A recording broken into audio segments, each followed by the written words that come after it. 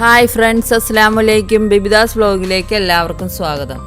ഞാൻ ഇന്നിവിടെ തയ്യാറാക്കുന്നത് പുട്ടും ബീഫ് ലിവർ ഫ്രൈയുമാണ്. നല്ല ടേസ്റ്റി ആയിട്ട് ലിവർ ഫ്രൈ തയ്യാറാക്കുന്നത് എങ്ങനെയെന്ന് നമുക്ക് നോക്കാം. ലിവർ ഫ്രൈയും പുട്ടും നല്ല കോമ്പിനേഷനാണ്.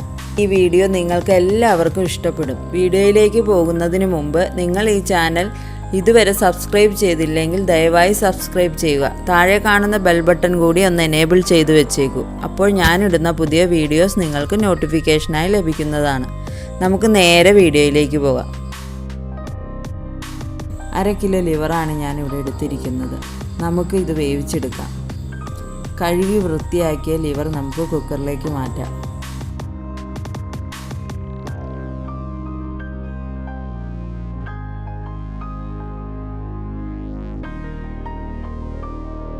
അതിലേക്ക് ആവശ്യത്തിന് ഉപ്പ്, 1 സ്പൂൺ മുളക് പൊടി, 1 സ്പൂൺ മല്ലിപ്പൊടി,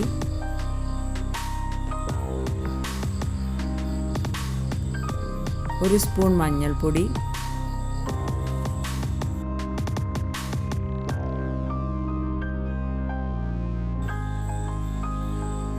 കുറച്ച് വെള്ളവും ചേർത്ത് നമുക്ക് വേവിച്ചെടുക്കാം.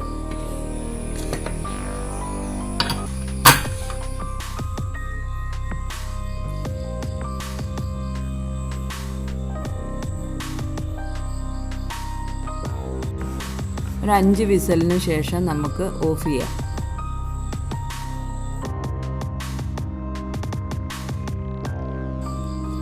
ചട്ടി ചൂടായ ശേഷം അതിലേക്ക് കുറച്ച് വെളിച്ചെണ്ണ ഒഴിക്കാം.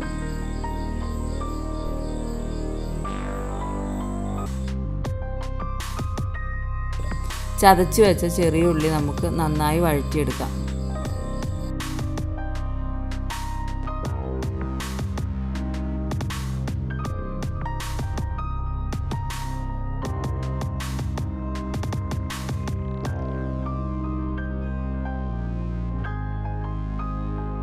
ഇനി നമുക്കിതിലേക്ക് ചതച്ച് വച്ചിരിക്കുന്ന വെളുത്തുള്ളിയും ഇഞ്ചിയും ചേർത്ത് ഉള്ളി ഉണങ്ങി വരുന്നത് വരെ വഴറ്റിയെടുക്കാം.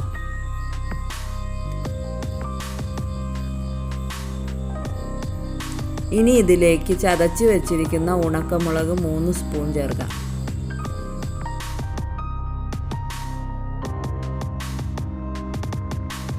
ആവശ്യത്തിന് കറിവേപ്പില ചേർത്ത് ഇതിൻ്റെ നിറം മാറുന്നത് വരെ വഴറ്റിയെടുക്കാം. ഇപ്പോൾ നമ്മുടെ മുളകിൻ്റെയും കറിവേപ്പിലയുടെയൊക്കെ നിറം മാറി വന്നിട്ടുണ്ട്. ഇതിലേക്ക് വേവിച്ച് വെച്ചിരിക്കുന്ന ലിവർ ചേർത്ത് നന്നായി ഇളക്കി കൊടുക്കാം.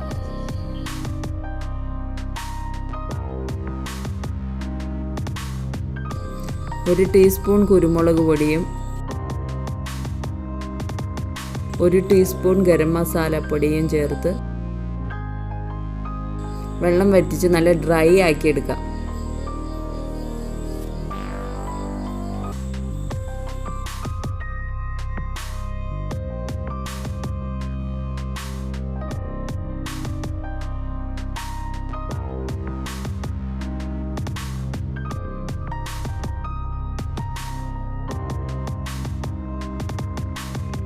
നമ്മുടെ ലിവർ ഫ്രൈ റെഡി ആയിട്ടുണ്ട്. നമുക്കിത് പാത്രത്തിലേക്ക് മാറ്റാം.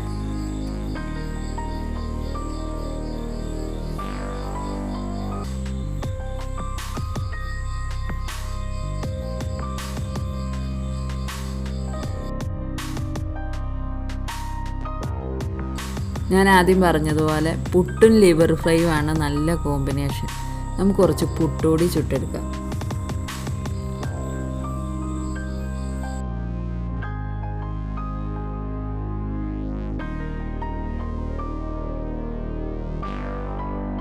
അപ്പോൾ നമ്മുടെ പുട്ടും ലിവർ ഫ്രൈയും റെഡിയായി കഴിഞ്ഞു. നിങ്ങൾക്ക് ഈ വീഡിയോ ഇഷ്ടമായാൽ ലൈക്ക് ചെയ്യുക, ഷെയർ ചെയ്യുക. നിങ്ങളുടെ അഭിപ്രായങ്ങൾ കമൻറ്റ് ബോക്സിൽ രേഖപ്പെടുത്തുക. പുതിയൊരു വീഡിയോയുമായി വീണ്ടും കാണാം. നന്ദി, നമസ്കാരം.